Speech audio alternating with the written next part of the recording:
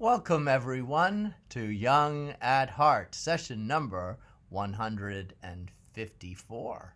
I'm Father James DeLucio with the Paulist Fathers, ready, willing, and able to offer you nursery rhymes, stories, songs, poems, Mother Goose, Aesop's fables, Lewis Carroll, limericks, larks, and such, and other things to keep us all on our toes and young at heart.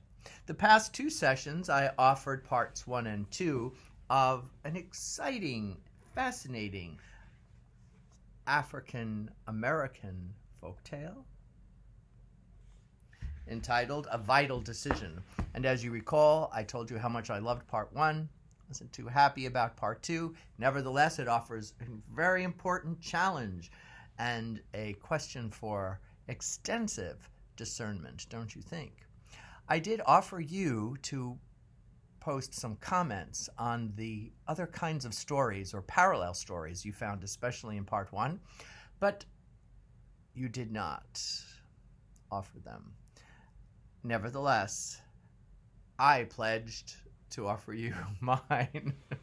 So the first, of course, well, just as a brief review, we have a story that starts with a very poor family, and the youngest son is the one who's ostracized. Oh my goodness, so many parallels. But we also have the wealthy man, wife implied, but it sounds like he's probably a widower at this point, who is childless. And that single people, or mostly couples who are childless, those stories are almost infinite, including biblical stories. Of course, the most famous, who would you say was the most famous childless couple in the scriptures? Has to be from the book of Genesis, Abraham and Sarah, who were childless until ultimately the miracle of Sarah's conception in her old age and gives birth to Isaac. Now, we also have in the scriptures, in the book of Samuel, Hannah, who is married but childless, prays and prays and prays, and is finally given a child who turns out to be that powerful and inspirational prophet, Samuel. And then, of course, in the extension with the Christian scriptures, in the book of Luke, we have Zechariah and Elizabeth. Like Abraham and Sarah, a very elderly couple who are childless and are gifted with a miracle. And their son will be, or was, John the Baptist. So those are just a few, but there are so many stories of the couples that long for a child. You might even recall Snow White's mother longing for a child. Tragically, in her case, she dies in childbirth. But there are many others, but those are for you now to explore. The other part of the story that initiates the story is the poor family with several children, sons and daughters, 3 sons and 3 daughters, but it's the youngest one who's ostracized, scapegoated. I definitely scapegoated when the father, in a fit, says he'll kill anyone who loses the rat that they're trying to catch. And he literally takes an axe to the son. I mean, really,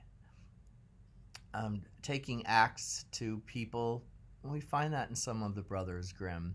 But the parallels, and of course, I'm thinking of biblical parallels, we really have a sense of Joseph and his brothers, don't we? Also at the end of Genesis. Large family, lots of sons and daughters, picking on the young one, so unfair. And then going to kill him, but ends up getting sold into slavery in that one. In this one, he's not killed, but he's found for dead, and he is taken up by the wealthy man walking through the forest.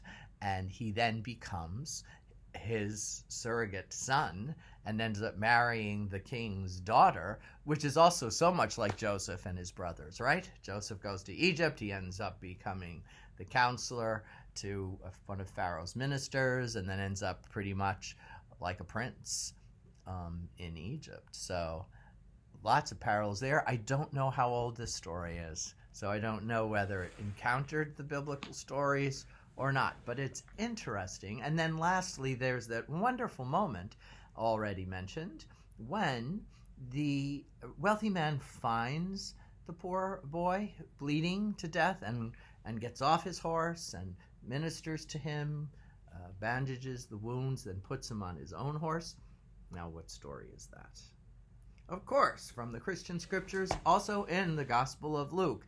You know that's a particular favorite of mine. The Good Samaritan, who takes the wounded traveler on his back and cares for him.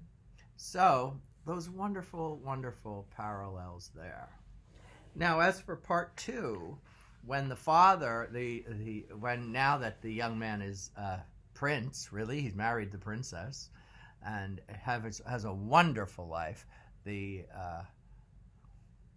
cruel, hot-tempered father comes back. Now, of course, he wants the son, and he offers him things that are not at all equal to the life the son has. But the old father, the wealthy father, has come back, and he loves the young man so much. He says, "Look, if you don't choose me, I'll die. In fact, you can kill me."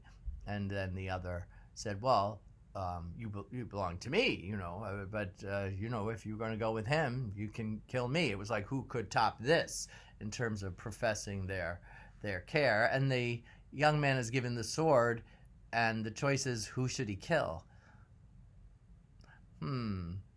Well, there are things like that in other stories. I'm bereft of what they are at the moment, but maybe you know them. And again, no one has noted which one you think should be killed, or offer some more faith-filled solution, some other possibility there. So, with all of this, that might be enough for What's Young at Heart for today, to keep you going. And if you haven't heard the stories, you go back to 152, part 1, 152 and 153, and then you'll know what I'm talking about. So, for all that, thank you for joining me this evening. Have a good night. This is a late night, Young at Heart, because I decided to go for a walk in the city with my mask on after dinner, because it's so lovely out. It's in the low 70s and there's a gentle breeze. It was just hearkening. And I thought, I don't think you'd mind. So thank you for that. And God bless everybody. Bye.